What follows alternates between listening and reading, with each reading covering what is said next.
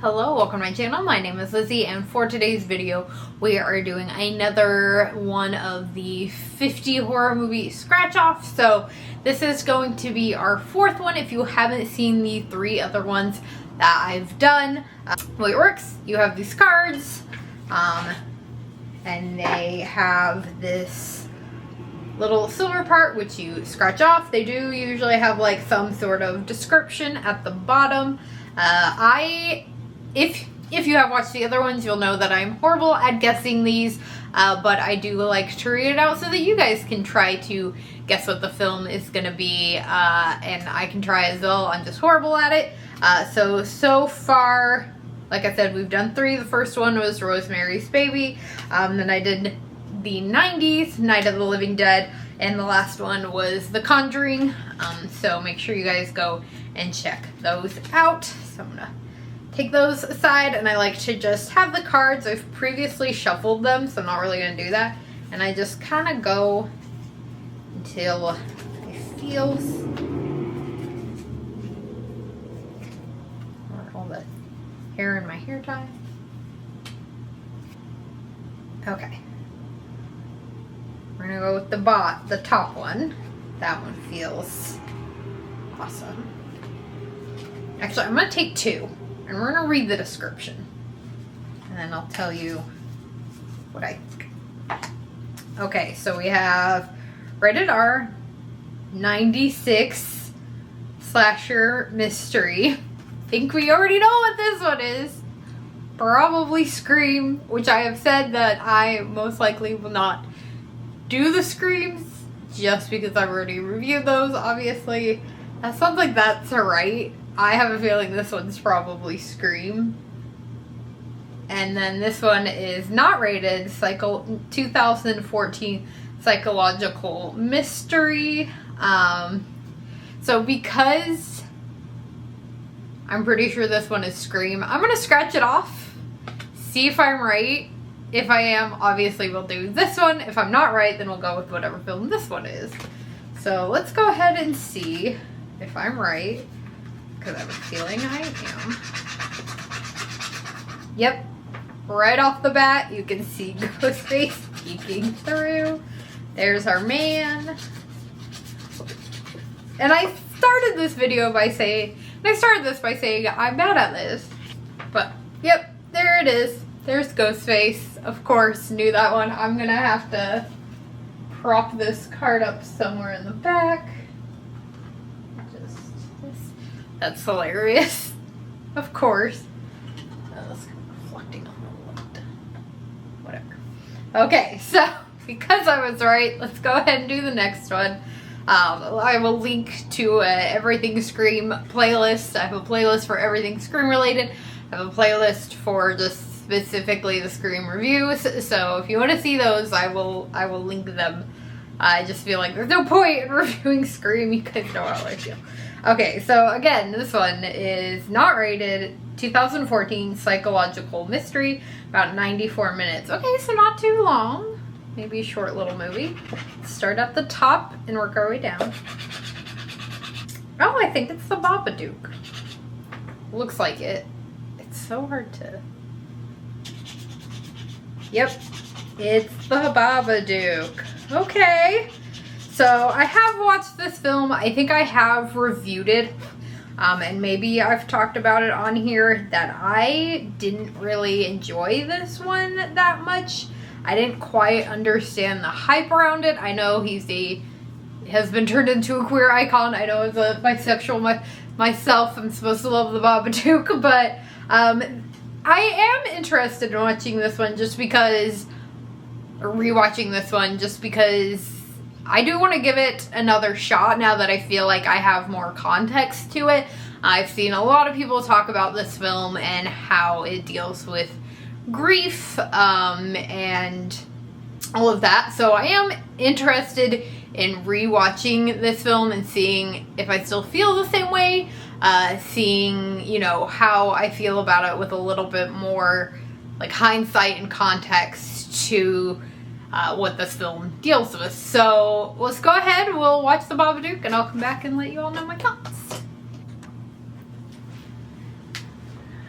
Okay, so just got done with rewatching The Babadook, and I guess I need to get better at these intros. I should probably explain for those who maybe haven't seen the film, or if you need a refresher.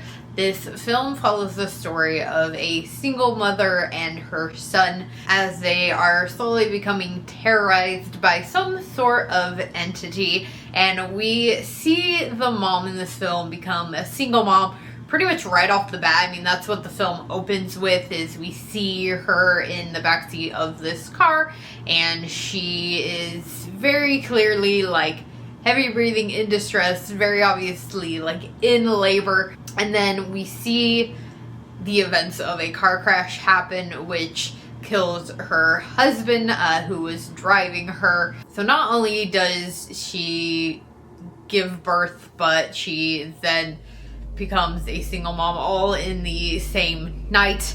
And then it flash forwards, I believe 7 years later, and we see her with her son kind of living in this house together. And kind of first bit of the film we see, and this is something people talk very often about with this film, and I think part of why I had such a hard time with this film, and why I think a lot of people often do, is the son. The first kind of bit of the film, he's very hyperactive. I mean, he's like a 6-7-year-old kid, so obviously, but and she kind of says throughout the film that he misbehaves. He's not very well, like, I hate to use the term disciplined, I think that's like a messed up way to put it, but kind of is. And he's just a lot of kind of naughty behavior in this film, throwing like a lot of tantrums, and you know, we watch his mom starting to become quite overwhelmed. And not just her, I mean his teachers and his aunt, her sister, just majority of the people in her life also not being a whole lot of help, just because they're, you know, he's acting this way and they're putting a lot of pressure on her as the mom to kind of like correct it, and all of that is happening before we even get to the Babadook. It comes about after there's a book on his shelf, which Sam, that's the name of the son, finds one night and starts reading, and it's this story of this creature that, you know, once you speak it, it can't be unspoken, and he's pretty much like brought kind of to life. And from that moment, we see Sam get even worse in his behavior. And I mean, even in the kind of beginning parts of the film before the Babadook comes about, Sam's behavior in his attempt to kind of protect his mom, he even says multiple times that he's trying to protect her. He already believes he sees some sort of monster, which is not, you know, abnormal for a 6-7-year-old, and he constantly kind of like refers to being scared that she will either die or go away. So he's already in this very vulnerable mindset, especially for like a child, because obviously he knows what happened to his dad, and that is a lot to kind of be put on like a 6-year-old. That's something in me that I was like, why would at that age have him have that information already? So Sam's already in that very vulnerable mindset when the Babadook presents, which is big kind of part of this film. And so we see his behavior start to get worse. He becomes quite violent towards other children, towards his mom, and the behavior just increasingly, like I said, gets worse, till at one point and at this point Sam's the only one who can see the Babadook. Nobody else can, so of course nobody believes that it is happening, until one point where Sam is seemingly attacked by this creature. He has what seems like a seizure-like kind of event, and after that happens, the mom is prescribed some mild sedatives to help Sam sleep at night, and the first night that she gives it to him, what I thought was really interesting is that that is the first night where she sees the Babadook.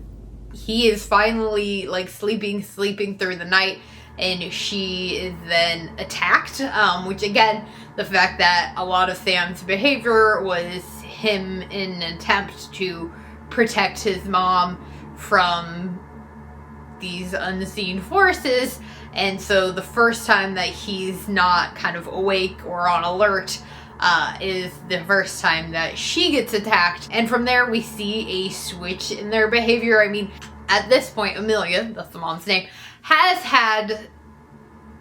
already been pretty much like pushed to her wit's end with Samuel's behavior, but obviously after she is attacked, things get worse, and Sam's behavior actually starts to soften a little bit more. I wouldn't say that he's like completely, you know, well behaved, but it definitely is very obvious that this entity has switched from being more attached to Sam to now more attached to Amelia, and she is the one who is being more heavily affected, and Sam just kind of continues with his behavior of trying to protect his mom. And it's really crazy how short of a time all of this kind of takes place. It really only takes place over like a couple of days, which is not something that I realized the first time watching it, so pretty crazy watching it the second time.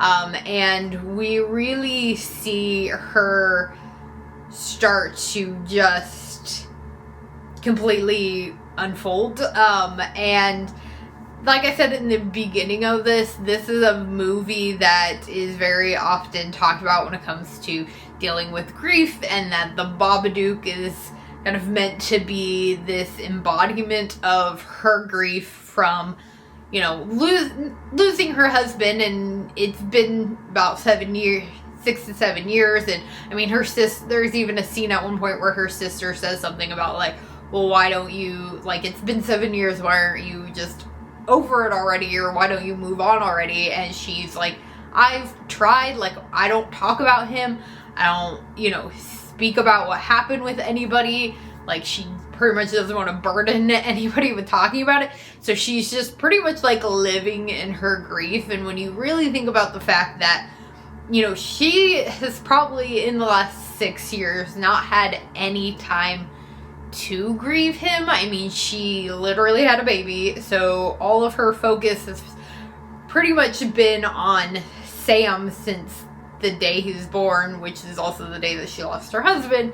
And so, you know, she's been suppressing that grief. Now it's all starting to kind of bubble up and come to the surface, especially with some of Sam's behavioral issues that he's been having.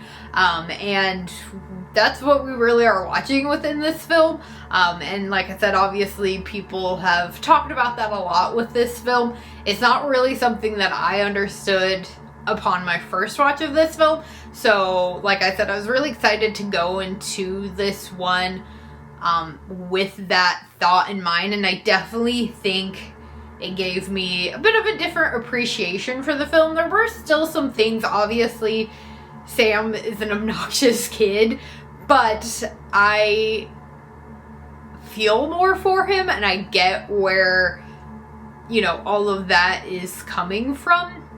And the same thing with the mom. Now, there are obviously some things that aren't great. You know, the film ends with them kind of accepting the fact that the Babadook is now like part of their lives. They have trapped it in the basement, and the mom like feeds it worms and dirt and things, and it's pretty much like a metaphor for like accepting the fact that the grief is always going to be there, and that sometimes you're gonna have to kind of pay attention to it, and you can't just, you know, completely ignore it. But leading up to that, there are some obviously very horrible things that the mom does to the son and says to him, that for me, I was just like, how are you going to, you know, forgive that almost? You know, he is watching his mom say these horrible things to him and threaten his life, and it's like,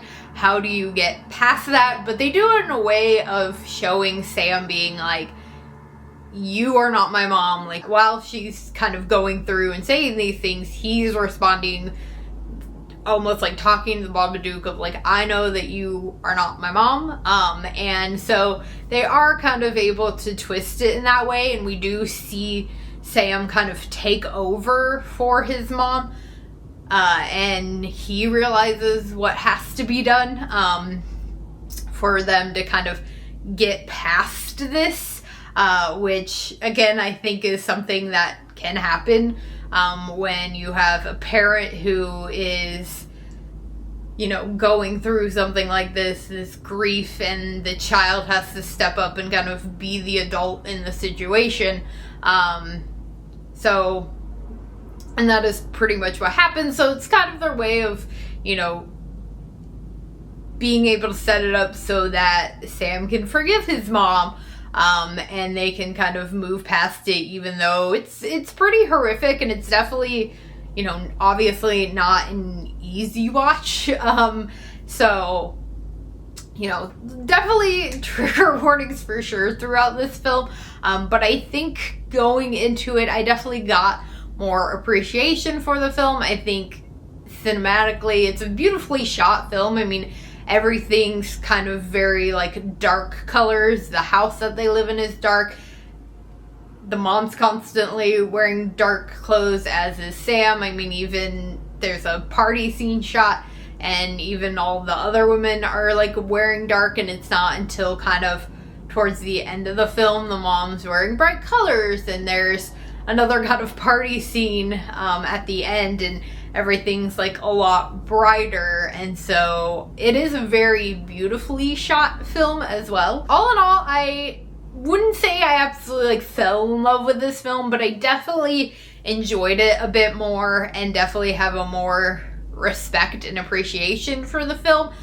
I don't think it's one that I'm gonna, you know, pop on frequently. Maybe rewatch it every now and then, maybe every couple of years I'll give this one another go, but I definitely appreciated this one a lot more than I did the first time I watched it. So if you have seen this film, let me know what your thoughts are on it in the comments below. I hope that you did enjoy this review. If you did, please give it a big old thumbs up, and make sure you hit the subscribe button for more spooky and horror related content, and I will see you all again later with another video. Bye!